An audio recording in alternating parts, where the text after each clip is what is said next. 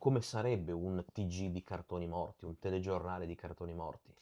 Ho una mia idea di come andrebbe fatto un telegiornale, ma proprio la mia idea Condotto da personale. Fabrizio Corona magari. Sicuramente, quella è la prima cosa.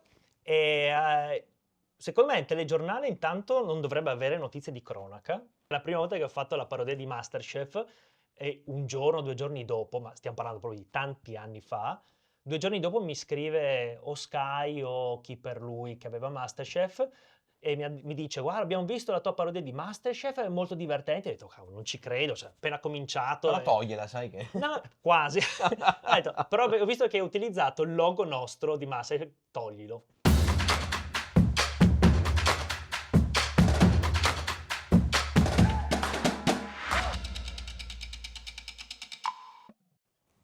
Puntata dell'altro mondo, quella di oggi, perché? Perché parliamo di cartoni morti. Se vi dico, Stego Sandro, se vi dico, vi parlo di cibi che litigano, oppure di crossover improponibili tra Dragon Ball, Majin Buu, Luca Giurato, La vita di tutti i giorni, Alessandro Borghese, cosa vi viene in mente? A me viene in mente solo una cosa, anzi, solo una persona. Andrea Lorenzon, Pensavo ti piacere. venisse in mente la I. Lei no, no. No, adesso sì forse, però Adesso una sì, ma volta tu hai preceduto l'intelligenza artificiale. Tanta esatto. roba, eh? Prima di essere Responsabilità. artificiale era umana. Ve lo ricordate quando ci vedranno nel 2035? Quando vedrete questo podcast fra 10 anni, sapete, un tempo c'erano gli uomini a Esatto. ragionare, a creare, a inventare. E tra loro, Andrea Lorenzon, come vi dicevo, creatore di Cartoni Morti. Chi non ha mai visto un episodio di Cartoni Morti? Nessuno, se non l'avete fatto andate a farlo immediatamente. E parlando di Cartoni Morti, Andrea, Mh-mh. iniziamo con un bel epitafio, un bel necrologio, insomma, visto che i tuoi cartoni sono morti, come li presenteresti in maniera funebre? Beh, funebre. Allora, io ho chiamato i cartoni animati cartoni morti, che alcuni ancora non hanno collegato, che è l'opposto di Esatto, cartoni di cartoni esatto. animati, e non è proprio un caso, ci son varie motivazioni. La prima più marchettosa, che è perché ti dà subito l'idea di cartoni animati, quindi sai quello che vai a vedere, però allo stesso tempo è qualcosa che ti rimane in mente perché morti è una parola forte e allora ti dà questo senso di cioè te lo scolpisce in testa, ecco, come una lapide. E il secondo motivo è che volevo distinguerli dai cartoni animati, quelli classici da televisione, perché hanno una serie di caratteristiche che sono totalmente diverse. Prima tra tutte è il fatto che siano italiani, intrisi Ah di sì. cultura italiana, e noi in televisione vediamo quelli americani o giapponesi e non siamo abituati, magari non ce ne rendiamo neanche conto perché sono doppiati in italiano, quindi ci sembra quasi che siano italiani, però un po' strani. E non siamo abituati a vedere dei cartoni ambientati in Italia con reference italiani, aspetta che se dico reference, con riferimenti italiani, con personaggi italiani, modi di dire italiani, ma soprattutto anche regionali, che io cerco di attingere al Veneto, un po' al Friuli, perché io sono di Portogruaro, quindi è il confine. Dato che non ci siamo abituati, quando lo vediamo per la prima volta magari rimaniamo un po' spiazzati perché effettivamente noi vediamo di solito gli armadietti del college Esatto, son americano, contesti completamente diversi, un po'. sì, i giapponesi, le strade giapponesi, quindi è per questo che io ho cercato di distinguere nettamente il fatto che non sono i cartoni animati classici, quelli che noi vediamo in televisione negli anni '90, 2000, alle 4 del pomeriggio, ma sono cartoni morti, sono diversi, sono tutta un'altra cosa. Ecco, la tua ironia, può essere anche vista come educativa? Cioè, il linguaggio che tu hai scelto, che è un linguaggio anche un po' controcorrente, italiano, localizzato, più vicino alla realtà di tutti i giorni, può diventare anche educativo rispetto, non so, immaginiamoci a, una lezione di storia magari noiosa, frontale, a scuola, eccetera, eccetera. Il tuo modo di arrivare ai giovani, arrivare al tuo pubblico, hai mai pensato che può diventare un qualcosa di formativo anche? Sì, non erano nati per quello, cioè erano nati un po' per parlare di tutto. Quindi a me piace sempre sperimentare e far cose diverse, no, e Cartoni Morti è un canale che è nato dopo una serie di, tentativi di canali YouTube in cui facevo musica, video, film, cortometraggi, facevo tante cose. Poi ho capito che dovevo fare una singola cosa, tra cui facevo anche video divulgativi. E per decidere che cosa fare di singolo mi son detto che so animare, faccio solo animazioni, così la gente almeno sa che faccio quello e non è che cambio le carte in tavola, però almeno le animazioni sono un buon compromesso perché mi permettono di fare tutto, basta che sia un'animazione e che sia almeno divertente. Questi sono i due paletti che mi sono Gli messi. unici 2 paletti che Esatto, abbiamo. però posso fare sia cose demenziali, sia magari qualche contenuto di divulgazione, sia qualcosa di un po' più satirico per dare dei messaggi, posso fare un po' quello che voglio, basta che faccia ridere in qualche modo e che sia chiaramente un'animazione. Già dall'inizio ho cominciato a fare dei video che avessero una parvenza di divulgazione, mi pare il secondo o terzo video era sui vaccini, Beh, l'hai prima della fatto anche pandemia. sull'alcol, i donatori di sangue, Esatto, questo però insomma. ancora dopo, perché c'è stata appunto la pandemia che è arrivata 3 anni dopo che ho aperto il canale, più o meno, per avere dei riferimenti temporali. Quindi hai E parlato dei vaccini prima del sì, sì, sì, 2020? era quando si diceva che Quando 8 potevi vaccini ancora obbligatori erano forse quando si poteva troppo. parlare ancora di vaccini senza Esatto. ricevere Infatti commenti. quello è stato un video un po' divulgativo, ma molto ironico, il suo intento non era divulgare perché non era che ci fosse un problema grossissimo, e quindi ho cominciato un po' a sperimentare un format diverso che era la finta inchiesta, quindi c'era la classica inchiesta tipo Le Iene, tutta un po' scandalistica, classico da Mediaset, e quindi io facevo il narratore che aveva cattive intenzioni e che doveva porre la questione secondo il suo punto di vista complottista, no, e lì andavano molto di moda i. Precursore anche in Sì, sì, questo, sì. Una quindi volta i complottisti erano visti con ironia, no, perché su YouTube c'erano tutti questi video con scritto: "La verità che non ce lo dicono", nessuno ti ha mai detto quello era cose. proprio un meme che andava su YouTube. Adesso il complottista viene preso un po' più seriamente, nel senso è un problema un po' più serio, perché ha preso abbastanza piede. Prima invece era il classico pazzo su YouTube e faceva i video strani, no, e quindi io l'ho fatto con ironia, ho detto: "Prendo questo format qua, lo prendo un po' in giro e mi diverto". Poi con la pandemia c'è stato un po' un cambio di paradigma, perché giustamente la gente non sapeva Beh, più certo. dove prendere le informazioni perché ognuno diceva quello che voleva, e ho creato un altro tipo di video, un altro genere, che è il secondo video sui vaccini che ho fatto, che invece quello è stato più di carattere divulgativo. Ho evitato di usare un'ironia troppo, tagliente diciamo, perché altrimenti perché ci son delle parole che secondo me vanno evitate in certi contesti per se vuoi arrivare a più gente Certo. possibile, perché se no la gente giustamente si chiude, dice: "Ah, ma questo mi prende in giro, ah, ma questo è di quella sponda, di quell'altra", e quindi ha un linguaggio diverso, dosato in modo un po' diverso, e con quel tipi di video lì che poi hanno portato a quello la donazione del sangue, degli organi e una serie di altri video divulgativi. Si chiama appunto quel format, "I dubbi più grossi", perché cerca di, puntare sui dubbi delle persone giustamente, perché io per primo ho un sacco di dubbi, quindi mi rivolgo a chi ha dubbi e non chi ha certezze che ci sia un complotto dietro. Ho un linguaggio diverso e uso l'animazione perché secondo me si presta anche molto bene per rappresentare alcuni concetti anti-intuitivi, come la statistica ad esempio, in modo chiaro e visivo. E quindi da quel momento ho cominciato questo format che si va a integrare a tutti gli altri video demenziali che poi vado a fare. Andrea, a proposito di format, hai citato Mediaset, hai citato, la parte un po' divulgativa del tuo lavoro. Hai mai pensato a come sarebbe un TG di cartoni morti, un telegiornale di cartoni morti? Ho una mia idea di come andrebbe fatto un telegiornale, ma proprio la mia idea Condotto da personale. Fabrizio Corona magari. Sicuramente, quella è la prima cosa.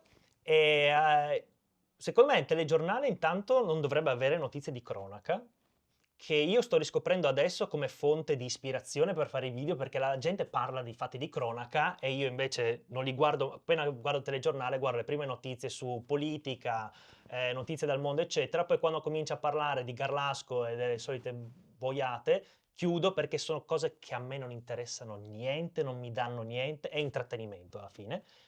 Sostituirei queste notizie di cronaca becera con delle notizie che parlano che so, dei dati nel loro contesto, quanti crimini ci sono stati quest'anno, quante rapine, quanti omicidi, da parte di chi, se sono in aumento, in diminuzione, quali sono quelle sono le notizie che dovrebbero interessarci e non i singoli fatti che invece servono solo a scaldare un po' gli animi, a far parlare, Cramontanal dopo un mese è ancora lì che bisogna Che si vedere tocca un po' la pancia, chi no? Sono se ne quelle importa, notizie. diamo queste notizie, questo intrattenimento macabro lo riserviamo a programmi appositi come ce ne sono, quindi non serve neanche il telegiornale perché questi programmi ci sono già, se uno vuole approfondire, non so cosa gliene freghi, però è Ognuno il c'ha i suo suoi gusti. intrattenimento, guardi Ognuno quello. si diverte E il come può. telegiornale che dovrebbe servire a dare delle notizie che a noi interessano, che servono, lo relegherei, dopo le notizie generali di politica e quello che è, a dare delle fonti, dei dati su cosa sono questi problemi nel loro contesto. Così almeno uno si fa un'idea, perché chiaramente se ogni giorno sentiamo la rapina di Tizio, l'uccisione di Caio, ci sembra di essere circondati tutti i giorni di gente che ammazza, che rapina, che rapisce, che deruba. In realtà è perché il telegiornale prende le singole notizie e te le dà tutti i giorni, quindi abbiamo Certo, proprio una percezione sbagliata deformata, e no? non possiamo farci un'idea, ci sembra sempre che ogni giorno ci siano i crimini nella città e quindi non capiamo più come risolverli, se è un problema vero, percepito. Quindi il mio telegiornale sarebbe notizie di politica, geopolitica all'inizio, come succede adesso, uno spazio per dire, magari si prende come pretesto un caso grosso che è successo, che fa notizia, ok, però poi lo si prende per descrivere la situazione corrente con tutti i dati messi insieme e alla fine lo sport, non me ne frega niente, nel mio TG non ci sarà perché a me non interessa e nessuno deve interessare. No, ci sarà comunque per chi segue lo sport in generale, magari se si dà meno importanza al calcio e si mette qualche altro sport, magari C'è tanto altro, eh? qualcuno può essere anche invogliato, ha detto, "Ah, ma perché adesso si parla? C'era la finale di curling, non lo sapevo", e magari qualcuno si incuriosisce e approfondisce anche altri sport. C'è padel, boh, la finale di padel, metti che, e così magari si spingono anche altri In sport. questo periodo va tantissimi tornei di freccette, eh. Ah sì? Sì, sì, li stanno mandando in onda Ci dappertutto. saranno nelle Ci, Olimpiadi. ma- Ci sono le Olimpiadi? No, no. ci sono le Olimpiadi invernali No, adesso, no, però ma le freccette in inverno no. Però nei bar sì, nei peggiori bar di Caracas perché c'è il ci curling, sono perché non ci sono le i freccette. tornei di freccetta? Grande domanda che Domande andremo ad scomode, vedi? approfondire, domande scomode. Tu prendi spunto dalla vita reale, no? Dalla vita che ti circonda, possiamo dire un po' dalla realtà sotto casa, no? Prendi spunto anche, non so, da il sindaco del paese per tratteggiare un po' i contorni dei Mm. tuoi personaggi, eccetera. La realtà italiana, quindi la realtà veneta nel tuo caso, friulana, comunque del nord-est di tutti i giorni, a volte ti rendi conto che supera la fantasia? Sì, infatti a volte mi dicono: "Ah, quanto sei fortunato in questo periodo perché Trump Da Trump in ne fa giù? parlare ti dà un sacco di ispirazione". In realtà non proprio, perché non posso più basarmi sullo stravolgere la realtà per riderne, perché è talmente ridicola, siamo arrivati a un punto talmente ridicolo che non riesco più a far ridere stravolgendola, perché se la stravolgo viene fuori un film serio, è fuori un Il video, contrario di sì, quello quindi che è. fa già troppo ridere e non mi è d'aiuto, anche perché le cose sono sempre più alla luce del sole, che tu dici: "Ma com'è che posso svelarle? Com'è che posso dare un messaggio per far capire?" Perché è talmente ovvio che sembra che siamo già così polarizzati che ci sia gente che non vuole vedere alcune cose, altre invece che ci marciano troppo e quindi è più difficile trovare un ponte comunicativo. Senti, Masterchef, che è un filone che hai seguito tanto con Stego Sandro, con Cracco, con My Name is Giorgio, insomma, lì come ti è venuta l'idea di cavalcare un po' l'onda del successo di Masterchef che continua, che si conferma anno dopo anno e che idee hai anche per il futuro? Perché insomma, ormai comincia ad avere una certa età il Sì, format, eh? pensione. In pensione. Chi Ma mandi in pensione Cannavacciuolo? dipende quello che fanno loro, perché io devo parlare dei personaggi che ci sono, quindi dipende quello che mandano in Beh, hai pensione. mandato in pensione Cracco che era un personaggione. Ma loro l'hanno Lo so, mandato, lo quindi non so. posso... Beh, Ogni tanto puoi evocarlo, io lo sono evochi, riuscito sì. anche a evocarlo, nonostante me l'abbiano cancellato dalla trasmissione, perché era troppo divertente. Perché io spero sempre che un giorno mi inviti al ristorante suo, ma non succederà mai. Lanciamo un invito. Lanciamo un invito ufficialmente. Carlo, ti ha reso ancora più famoso di quello che sei. Dai. Tutto quello che sei è grazie a me, adesso non è che ti ho insegnato io a cucinare. No, beh, sai che l'ultimo video invece di MasterChef, se non sbaglio, è stato chiesto proprio da Sky in persona. Quindi in collaborazione con Dal signor Sky. Sky? Sì, sì, dal Ah, signor bene. Sky mi ha chiamato. La prima volta, che è un bel passo avanti perché se conti che è la prima volta che ho fatto la parodia di MasterChef e un giorno, 2 giorni dopo, ma stiamo parlando proprio di tanti anni fa, 2 giorni dopo mi scrive o Sky o chi per lui che aveva MasterChef e mi dice guarda abbiamo visto la tua parodia di MasterChef, è molto divertente. Ho detto cavolo non ci credo, cioè, appena cominciato Però togliela, sai che... no, quasi. Ho detto, però ho visto che hai utilizzato il logo nostro di Masterchef, toglilo. Che era tipo l'anteprima, a cartoni animati ci ho messo il logo di Masterchef, per fortuna era solo l'anteprima, se no dovevo togliere tutto. Però a parte questo è divertente perché poi siamo finiti con loro invece che mi chiedono una commissione per fare un nuovo bellissima questa video cosa, per però. promuovere la trasmissione. Bellissimo. Sì, Tu sì. cucini? Cucino poco. Guarda che Fai le insalate è come molto Stego Sandro. autobiografico, guarda che Stego Vedi? Sandro più o meno rappresenta il mio modo di cucinare. A me piace molto mangiare e quindi cucino il giusto per mangiare bene, ma proprio il minimo per mangiare decentemente. Adesso ho scoperto cioè adesso se dico cosa mangio, dite vabbè quello sarebbe il mio... I cibi precotti surgelati, no? No, vabbè, quasi. Adesso prendo le tortilla Mm. e faccio i burrito. Quindi, che so, prendo i bastoncini di pesce, che sono quelli più beceri del mondo, che mi fanno schifo, però è l'unico pesce facile, cioè facile, pronto. Li avvolgi nel...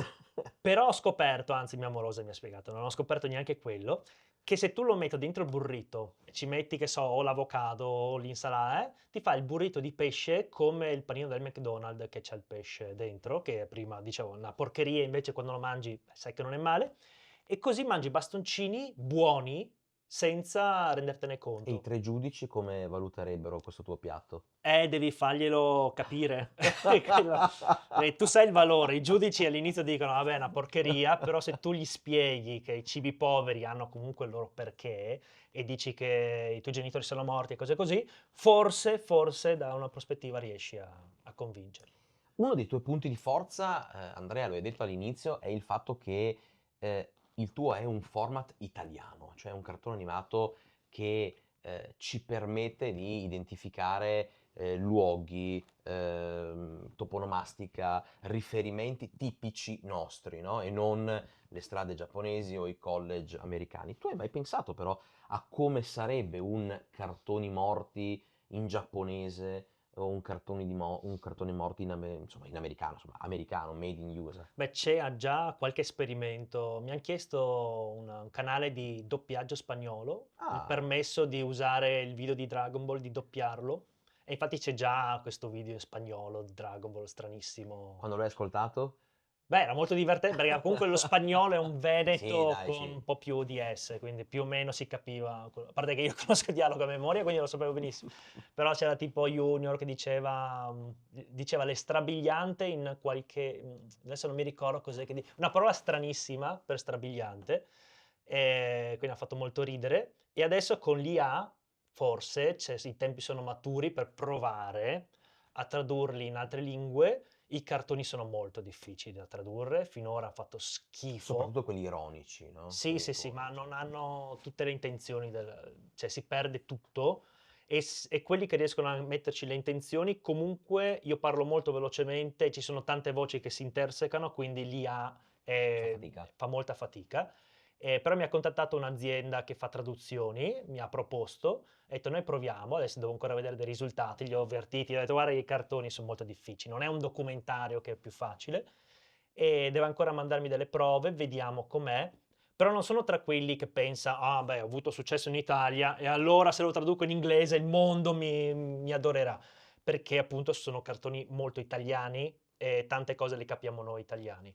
Però sono curioso, secondo me c'è tanto valore in questo perché tutti quelli che vogliono conoscere un po' la cultura italiana Eh sì, apprezzerebbero un tipo di prodotto del sì, genere.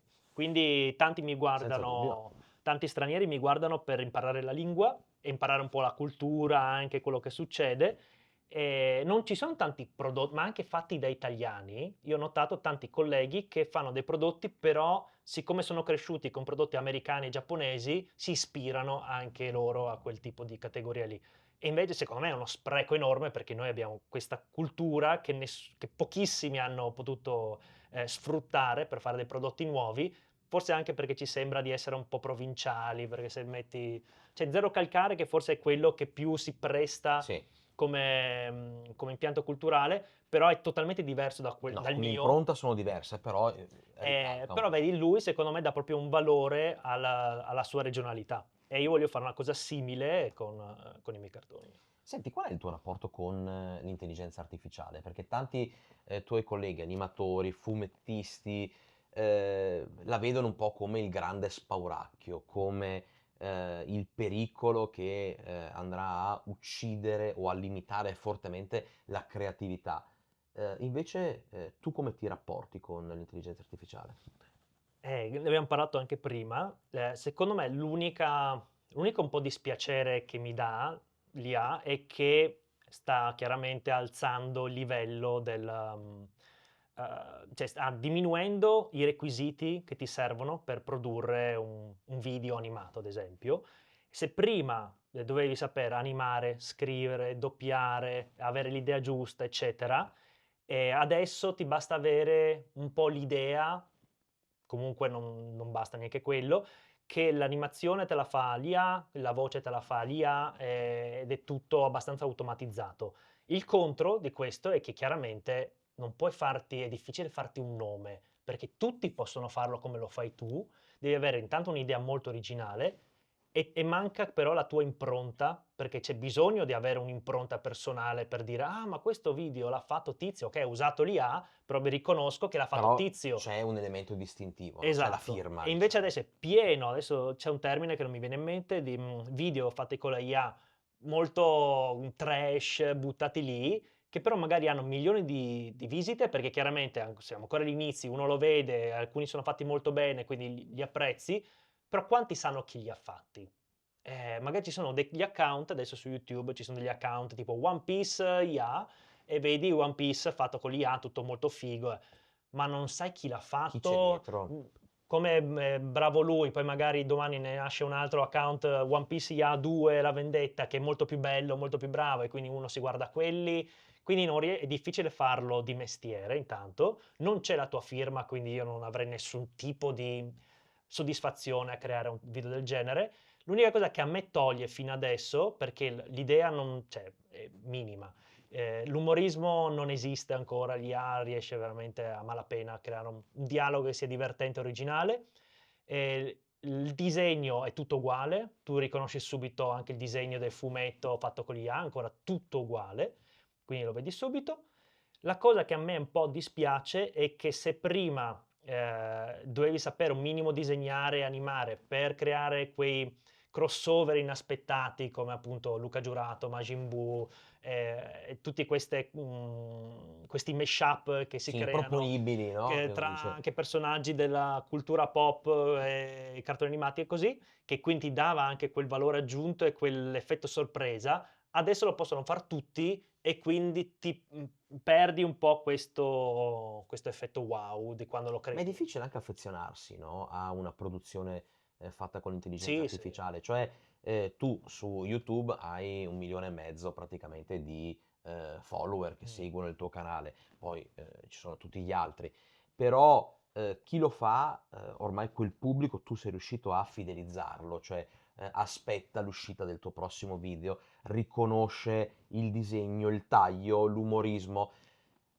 Diventa complicato creare anche un'affezione, un legame, con dei prodotti che sono confezionati, standardizzati, uguali per tutti, come quelli attualmente, Esatto, sì, insomma, che sì, può sì. fare l'intelligenza Quindi artificiale, dipende anche no? quello che serve. Cioè io sono sempre un enorme sostenitore di tutto il progresso tecnologico e non, quindi la vedo come un enorme passo avanti, e soprattutto anche in campo medico, veramente una roba fighissima. E dal punto di vista artistico, come tante volte nella storia, siamo arrivati in un punto in cui bisogna evolversi, bisogna cambiare paradigma. Io non sono molto spaventato perché già adesso comunque è tutto standardizzato. Chi fa AI non sta rubando il lavoro cioè creativo, dipende che tipo di lavoro chiaramente. Se sei un disegnatore grafico pubblicitario, quindi ti viene Certo, chiesto solo di fare il disegno per avere un logo standard, è finito. sicuramente è un problema. Se uno invece fa l'illustratore creativo che ha un suo stile, eccetera, quello è difficile che venga rimpiazzato. Se cioè difficile, non impossibile ovvia Al momento è al difficile, momento è poi mai difficile, mettere può limiti. essere, però secondo me il lavoro artigianale, come adesso c'è, che so, H&M o ci sono altri negozi che fanno tutto in modo industriale, ci sarà sempre la bottega dove arriva la gente che vuole avere quel qualcosa in più, e viene apprezzato per quello. Quindi secondo me l'artigianalità rimane, e al momento si vede lontano un miglio ancora quando una cosa è artigianale. Non mi spaventa molto, per ora. Tu non solo ti occupi dei disegni, ma come detto, anche degli sketch, quindi dei testi, dei copioni, di quella che è tutta la trama del tuo prodotto e anche quindi del linguaggio dei tuoi personaggi.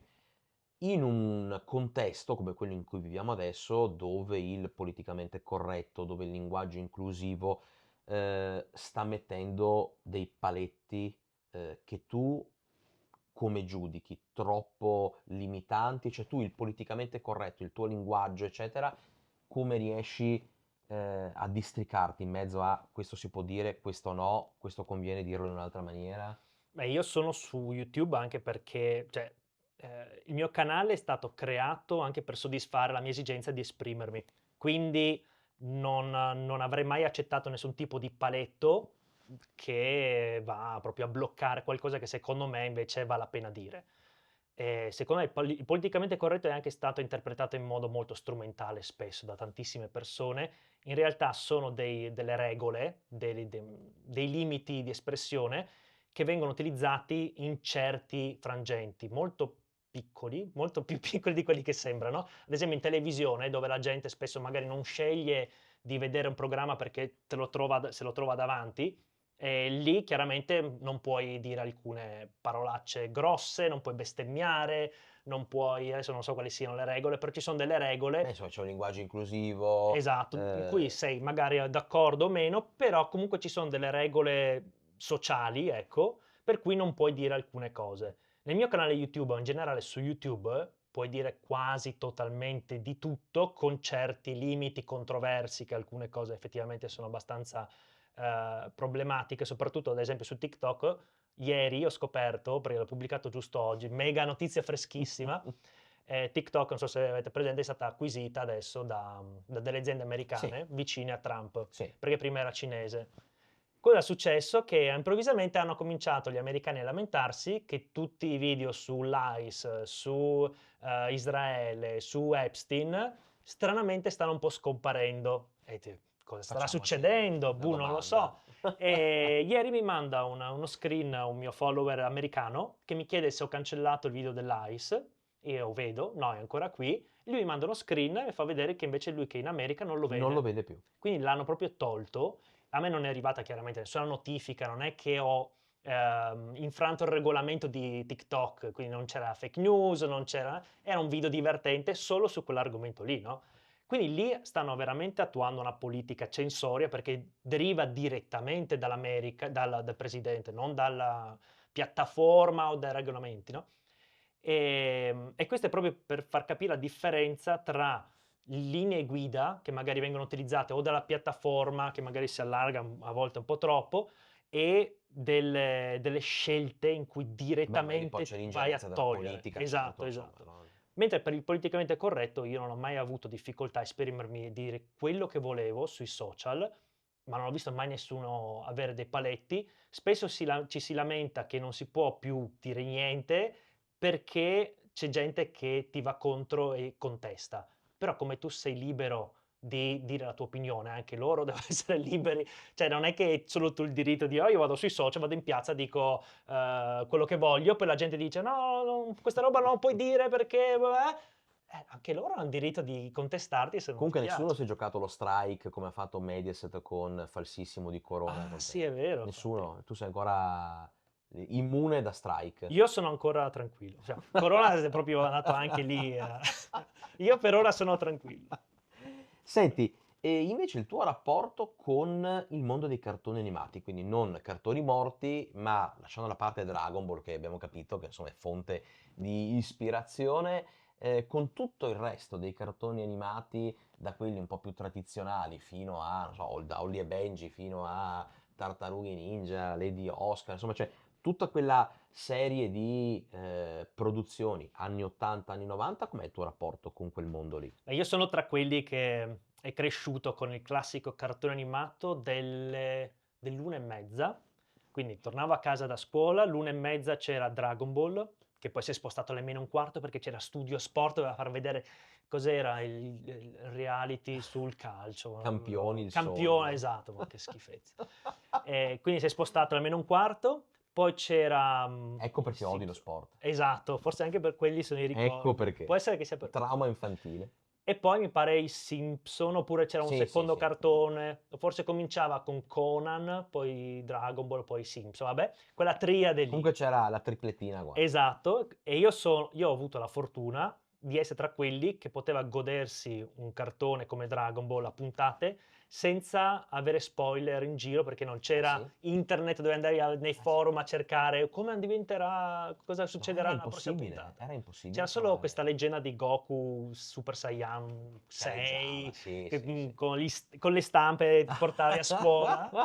Però è vero, e quindi ogni volta che guardavi una puntata era la prima volta per tutti e quindi era molto bello.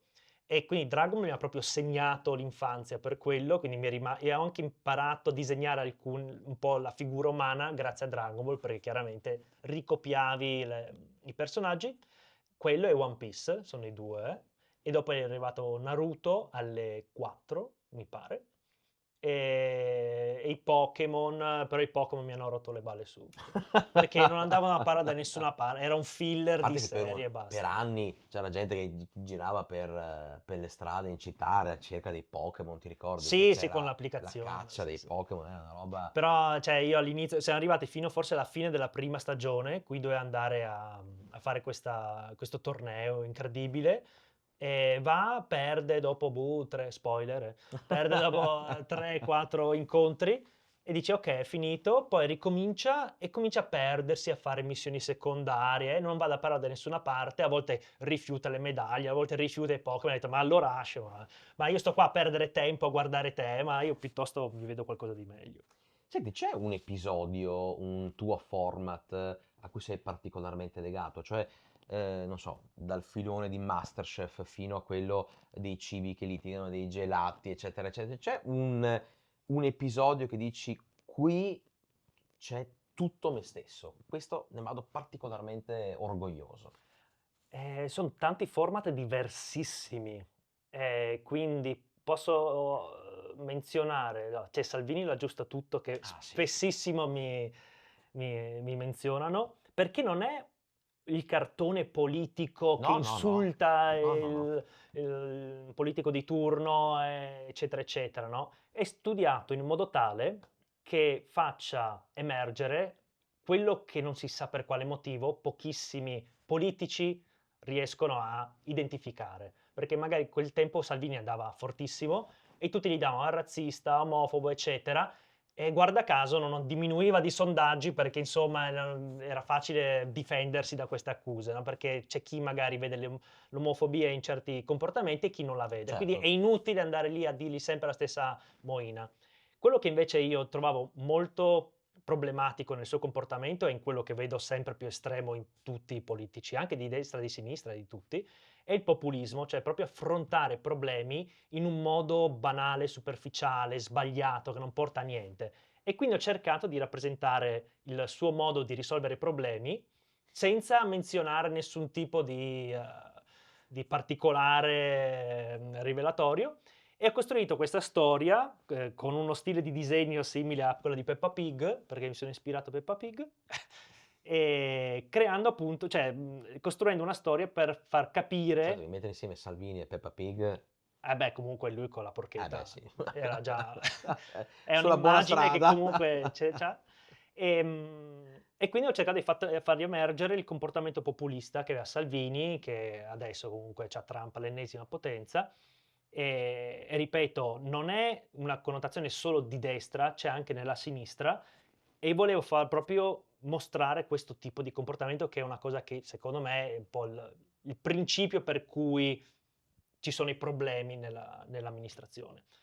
Quindi quello mi è riuscito particolarmente bene, quindi è piaciuto molto. È piaciuto anche a chi magari si diceva leghista, perché non è la classica presa in giro No, di no, ma Salvini infatti, razzista, infatti, per infatti. dire, è qualcosa un po' più diverso, innovativo, e poi comunque cerco sempre di strappare una risata, e quindi uno lo vede, mi hanno detto anche in Parlamento, hanno visto gente che si guardava il video. Stavo per dirtelo, sai che sono arrivati fino in Parlamento, però te Eh l'hanno sì, già sì, sì, detto, no, me l'han quindi detto, niente. perché è una cosa divertente alla fine, se anche uno non la capisce, comunque è un video divertente. Tornando al discorso della AI, adesso purtroppo magari una roba simile la può fare chiunque facendo un prompt, però magari non è capace di fare una storia, non è capace di dare anche una firma autoriale, però comunque quello è un video che anche rivedendolo adesso fa ridere, poi piango, però comunque fa ridere. E un altro invece del filone divulgativo è quello sul nucleare, Mhm. perché lì mi ci sono speso un sacco di tempo e non conoscevo neanche l'argomento. Ho solo visto dei dibattiti, non avevo neanche un'idea sul nucleare, ho visto dei dibattiti online, ho più o meno avuto una percezione di dove ci fosse argomentazione e invece dove no. Ne ho visti altri, mi sono informato, eccetera. E alla fine ho fatto questo video molto, che doveva essere lungo la metà, però poi mi ci sono lasciato andare, è andato più lungo. Ci hai preso la mano? Esatto, perché poi quando dovevo rappresentare come funzionava la Eh sì. centrale, chiaramente lì non è che puoi improvvisare, quindi devi andare abbastanza a fondo, e più vai a fondo, più ti viene anche voglia di continuare, di rappresentarlo in modo abbastanza chiaro. Ed è piaciuto anche quello molto, è piaciuto anche a me. E invece del terzo filone, sono tre filoni, c'è quello più satirico, quello divulgativo, e quello demenziale puro. Demenziale puro è il format come si chiama? Del sommelier. Ah beh, Che c'è il sommelier delle caramelle il gommose, che sommelier è delle il caramelle primo, gommose, che tra l'altro è un bancarella qua di Treviso, cioè mi sono ispirato alla bancarella lì, che mi ha giusto per riconosciuto rimanere. anche, Ah, ha vedi, riconosciuto la colonna che stava dietro, e quindi adesso quando mi viene mi riempie di ti caramelle riempie di gommose. caramelle. E anche lì chiaramente è molto autobiografico, perché io ho un gusto preciso su tutto il cibo, da cui poi deriva anche il cibo che parla, Gusto ecco. raffinato che abbiamo Gusto visto, molto no? raffinato, quindi c'è quello che Sofficini, piace, bastoncini, esatto, pesce, esatto. burrito. Quindi c'è quello che è buono e quello che non è buono, e io devo insegnare alla gente cosa è buono e cosa non è buono. E da quel format del sommelier, che mi piace anche come carattere, che poi deriva anche da un carattere di un personaggio che facevo a tanti anni fa, e ho creato un mini format da dove si è evoluto il cibo invece che parla Mm. direttamente. Quindi i gusti del sommelier alla fine sono i gusti che parlano tra di loro. Senti, ma tu ridi mai quando scrivi una storia o quando rivedi Ma ogni il tuo tanto cartone? poco, perché chiaramente quando la scrivo la conosco già la battuta, quindi l'ho Sei già uno spoiler metabolizzata. vivente, Sì, l'ho sei. già metabolizzata, però ci sono alcune volte, alcune rare volte, in cui magari la scrivo, la registro, e quando la registro poi faccio il montaggio, perché prima faccio la traccia audio, e quando faccio il montaggio, quindi ho anche il tempo comico e sento finalmente per la prima volta la battuta in ordine col ritmo giusto, ci sono alcune volte che mi metto a ridere perché effettivamente suona bene, e allora lì so che sto facendo un video simpatico. Senti, siamo arrivati quasi alla fine del nostro podcast, di questa intervista che ti ringrazio di averci concesso per entrare nel tuo mondo e per farlo conoscere e capire ancora meglio chi ci sta ascoltando e guardando. Ti chiedo, secondo te, oggi come oggi, il panorama dell'animazione italiana e quella del fumetto italiano, che periodo stanno vivendo? Cioè, è un rinascimento, è un periodo di difficoltà, è un periodo dove bolle qualcosa in pentola, perché anche con i fumetti tante volte siamo abituati a i grandi manga, i grandi filoni, diciamo, dei supereroi, eccetera, eccetera, americani. In Italia com'è un po' la situazione oggi? A volte si ha l'idea che siccome faccio i cartoni animati, Sei un io sono un appassionato appassionato di di cartoni animati o o di conosca fumetti. ecco, i fumetti 0, non so niente, se non quelli appunto giapponesi, che ho Quindi qualche fumetto giapponese che mi porto da quando ero venduto appassionato. a Tokyo. Esatto, dalla Toei. E fumetti italiani poco niente, seguo qualche artista, però non tanto. Beh, fa un po' riflettere questo, no? Che non viene in mente magari nessun grande legame con un filone fumettistico di animazione italiano, no? Ma che filoni ci Eh, sono? questa è la domanda, no? Ma magari ci sono, io non li conosco, non lo so. Però, qua sai purtroppo il genere italiano, che è proprio il genere, non è tutto uguale, per carità, però spesso ha dei canoni che non fanno cioè non mi piacciono come vengono strutturati. Io spesso vedo magari dei trailer, dei film italiani, ogni tanto gli do delle possibilità, però anche soltanto dal trailer. Io ho fatto anche recitazione, quindi ho imparato un po' le regole della recitazione, del doppiaggio, dei tempi comici, di come si struttura un po' il tutto. E quello che mi ha aperto gli occhi è quando abbiamo fatto una lezione era doppiaggio in lingua inglese, mi pare, in cui abbiamo visto la differenza tra la recitazione inglese e quella italiana, che uno magari se non è abituato non ci fa caso, però abbiamo visto una scena, che so, di Game of Thrones, prima doppiata, anzi no, prima in lingua originale. Abbiamo fatto un esercizio in cui dovevamo fare finta di non aver mai visto Game of Thrones, è un po' difficile, ma dedurre dal tono della voce, dal rapporto tra i personaggi, chi sono, rapporti di potere, se sono, cosa stanno pensando l'uno dell'altro, eccetera. E lì ognuno si sbizzarriva dal tono della voce, uno è un po' più basso, più alto, questo era più forte, più debole, eccetera. E poi abbiamo visto la identica scena doppiata in italiano e ci siamo resi conto, almeno io mi sono reso conto, che il doppiaggio appiattiva tutto completamente. E lì mi son detto: "Okay, se voglio gustarmi un'opera, chiaramente una recitazione di un attore, devo per forza vederlo in lingua originale." Quello è stato un po' un apripista per farmi riflettere ogni volta che c'è una scena, che sia inglese o che sia soprattutto italiana, sul modo in cui sta recitando, perché ho sempre avuto un po' una ritrosia nel vedere prodotti italiani perché mi davano un sentore di falso, no, però non capivo bene il motivo, perché alla fine mi sembrava che recitassero bene le emozioni, però non mi piacevano, non mi convincevano. E invece adesso ho capito che è perché è tutta una pantomima, è tutto una giocare sugli stereotipi, è io ti faccio vedere come io penso che sia la rabbia, ma non come io sarei arrabbiato, per dire, no, e quindi è tutto così spesso, non solo nella recitazione, ma anche nella scrittura, che è molto ingenua, fatto spesso da babbioni di 60 anni che scrivono i dialoghi dei dodicenni, per Eh dire. sì. In più, o in dialetto leggermente romano, oppure la cosa peggiore sono gli attori romani che devono fare i regionalismi, che vengono a fare l'accento veneto, cose così, ma anche il siciliano mi Anche hanno un romano che detto. fa il milanese.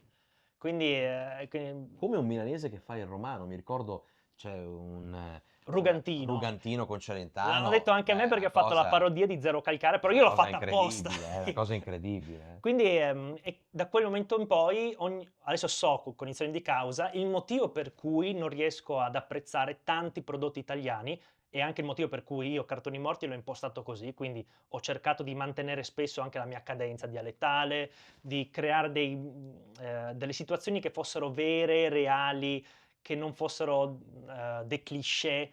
Per questo motivo spesso ho anche molta diffidenza verso i prodotti italiani.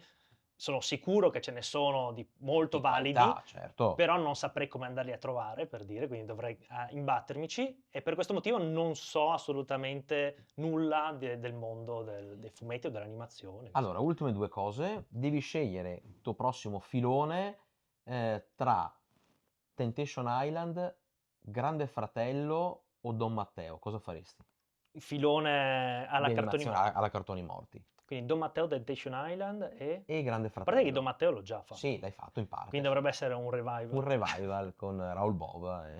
Vabbè, Temptation Island so che ne parlano tanto, ma io non l'ho mai visto, non so di cosa parli. Dio ti ringrazi per questo. Però è un difetto perché sto riscoprendo, io appunto ti dicevo, io sto riscoprendo la cronaca, perché fino adesso, snobbandola completamente, mi accorgevo che magari uscendo con degli amici, che magari non interessava la politica, e io sono molto focalizzato su politica, situazioni, geopolitiche, cose così, non ho nulla da dire, mentre quella volta che magari hanno parlato della Casa del Bosco, dei genitori della Casa del sì. Bosco, ho cominciato... Il mio giornalista di fiducia mi ha dato un'infarinatura per dirmi quello che stava succedendo e ho detto, beh, qua potrebbe esserci ciccia per fare un video. Ho cominciato a approfondire, quindi ero consapevole di questa notizia di cronaca, l'ho buttata lì a questo mio amico e abbiamo cominciato a discutere un sacco, ho detto, cavolo, forse devo riprendere un po' il filone Forse devo cronaca, rivedere un attimo. perché attira molto, interessa molto. E quindi Grande Fratello senza signorini comunque. allora, senza signorini è già È già difficile. difficile. Deve esserci sempre un gancio, perché il Grande Fratello è molto generico. Se ci fosse qualcosa di un po' più specifico che non mi obbligasse a vederlo, la cosa che fosse più breve possibile, così da ridurre un po' il dolore. Don Matteo comunque lo conosco già, quindi io andrei Senti, su quello. in chiusura, tu hai già fatto, l'abbiamo detto, l'abbiamo raccontato, diversi crossover. Ce n'è uno che vorresti fare o che magari ti intriga particolarmente? Un crossover per il futuro. Una roba improponibile. Improponibile. Improponibile. Ma Esageriamo. se c'è, l'avrei fatto. E infatti adesso sto pensando al prossimo video. Quindi sto pensando tra i papabili c'è Epstein, che sicuramente è interessante da crossover non so con cosa. Magari con un cartone animato vecchio. Infatti, Un Tom e Jerry, infatti ho bisogno di una lista dei cartoni vecchi perché a volte me li sono dimenticati. C'era Kenshiro, ad esempio, l'ho Kenshiro, buttato mamma mia, dentro. L'Uomo Tigre. L'Uomo Tigre l'ho visto poco, però anche quello è un po' nella lista. C'è Sanpei, ancora più vecchio, però effettivamente i cartoni vecchi come la Tom e Jerry sono dei classici e quindi so che tanta gente li ha visti, anche quelli più giovani, perché Sì. vengono riproposti. Quindi io cerco di puntare molto, magari Tom e Jerry è difficile perché sono molto animati Sì. e quindi dovrei stare lì a correre, a farli animare, così è più difficile. Però devo pensarci perché chiaramente E comunque c'è l'intelligenza artificiale che ti aiuta. no, non mi aiuta No. per niente. Io sto cercando di farmi dare delle idee, ma non ce la fa. Anzi, ho smesso perché mi ostacola, perché gli dico dammi delle idee su questo e quest'altro, mi dà degli spunti veramente che mi portano talmente fuori strada, perché mi dà dei cliché che io non voglio assolutamente percorrere perché è tutta roba prevedibile, noiosa, boomerosa, però mi seta il cervello poi a pensare a quello e quindi adesso devo fare a meno di usarlo perché altrimenti mi scombussola tutto. Ancora niente con la I. Io ringrazio Andrea Lorenzon, ci ha portato veramente per mano attraverso questo universo di cartoni morti, della sua ironia, di come nasce la sua ispirazione e insomma di tutto quello che riguarda quello che fa, come lo fa e quello che vuole raccontarci e lo fa, posso dire, benissimo. Viva Grazie. Cartoni Morti, giusto? Giusto? Seguite A morte i a cartoni morte vivi. i cartoni vivi, esatto. Seguite il canale YouTube, insomma i social di Cartoni Morti di Andrea Lorenzon. Visto che vi trovate con lo smartphone in mano e a smanettare, seguite anche i nostri canali social, attivate la campanellina per le notifiche, non perdetevi le nostre prossime puntate dei nostri podcast. Grazie Andrea, alla prossima!